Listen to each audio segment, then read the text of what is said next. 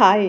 നമ്മൾ എന്തെങ്കിലും ഒരു തീരുമാനം എടുക്കുമ്പോൾ, അല്ലെങ്കിൽ പുതുതായിട്ട് എന്തെങ്കിലും ഒന്ന് ട്രൈ ചെയ്യുമ്പോൾ, അല്ലെങ്കിൽ ഒരുപാട് സന്തോഷിക്കാമെന്ന് വിചാരിക്കുമ്പോഴേക്കും നമ്മുടെ മനസ്സിൽ പെട്ടെന്നൊരു കാര്യം വരിക. അതായത് മറ്റുള്ളവർ എന്ത് വിചാരിക്കുമെന്ന്. ഈ ഒരു ചിന്ത മാത്രം മതി നമ്മുടെ കഴിവുകളും സ്വപ്നങ്ങളും ഫ്രീഡം എല്ലാം ഫുള്ളായിട്ട് ബ്ലോക്ക് ആവാനായിട്ട്. എന്തുകൊണ്ടാണ് ഇത്തരത്തിലുള്ള ചിന്ത നമ്മെ നശിപ്പിക്കുന്നത്?